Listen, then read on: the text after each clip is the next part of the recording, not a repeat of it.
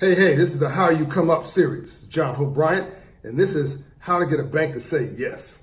Understanding why banks say no. So the normal sort of thought process here is that banks discriminate, they're racist, they don't want to give you a loan. Understand this. There was racism, there was discrimination, there is still discrimination today, but there used to be like rampant redlining from banks, right? But understand this, that day is gone, okay?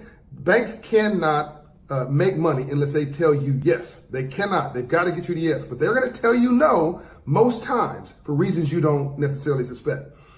The bank, because of discrimination, because of redlining, when they redline neighborhoods, and because of regulatory reform and all they went through, they're so afraid of being sued now of discrimination or being hit by regulators that they won't tell you the honest truth. They're not lying to you. They won't tell you anything. So they know when you come in the front door and they pull your credit report. Listen now. I'm gonna tell you what nobody tells you.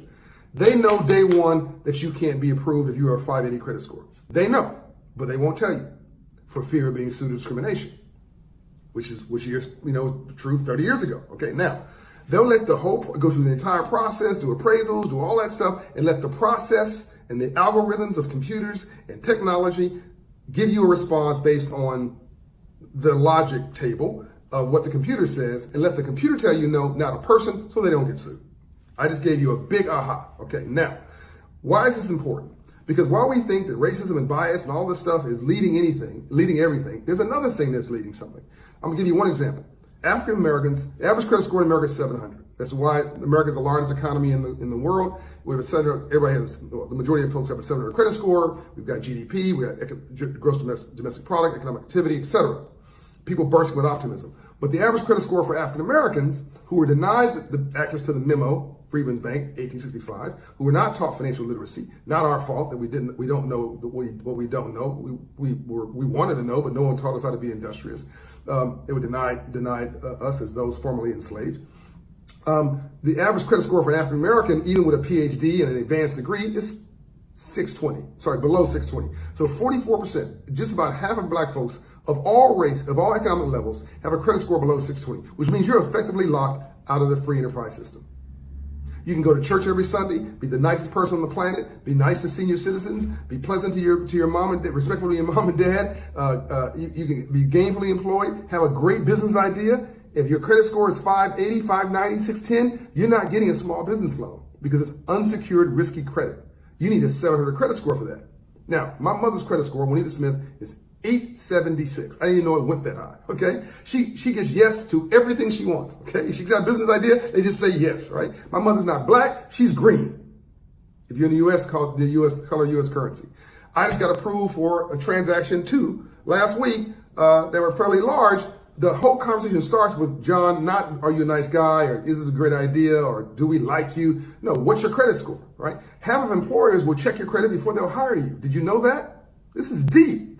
And it's not about the credit score, people. So by the way, if you have a 700, if you're an African American, listen to this, half of black folks locked out of the free enterprise system, can't get a good mortgage, can't get a good small business loan, can't get a decent credit card. Your credit card charges you 30% in interest rates, which means it's like a financial bomb. You'll never pay it off. It'll just blow up on you. You can't get a small business loan, so you can't be an entrepreneur. You can't create jobs. This is a huge deal. This is as big as racism, discrimination, and other forms of bias, right? But it's what we don't know that we don't know that's killing us, what we think we know, because no one ever taught us, which is why I wrote the Memo, bestseller, go get it, and why Operation Hope does what it does. So what we do is, we're the only nonprofit in history allowed to operate inside of a U.S. bank branch. We go in the bank branch, we say what the bank can't tell you, which is, girl, this credit report looks like a bus accident, okay? What's that? You say, I don't know what's that. We say, great, that's called an error. We challenge that to the credit bureaus, which is your right. And within 30 days, the law states the credit bureaus cannot confirm that is yours. They must remove it. 90% of the time we challenge it, it's removed, and your credit score goes up 40 points. So anyway, we have a whole technology that's raising credit scores 120 points in 24 months. Nothing changes your life more than God or love than moving your credit score 120 points. Why is this magical? Because at 700 credit score, all the lights come on. The answer is just yes. 700 credit, there's never been a riot in a 700 credit score neighborhood in all of America's history of any race. Only 500 credit score neighborhoods riot, okay? Black and brown urban and white rural, it doesn't matter where. That's where a check casher, next to a petty loan lender, next to a rent-to-own store, next to a title lender, next to a liquor store, right? And they're preying on people with low financial IQ. This is also important, has nothing to do with the credit score.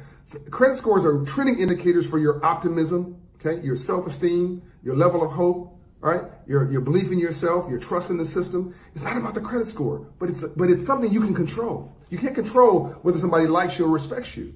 You can control your credit score and what that does to your psyche and your optionality in life and how you can come up.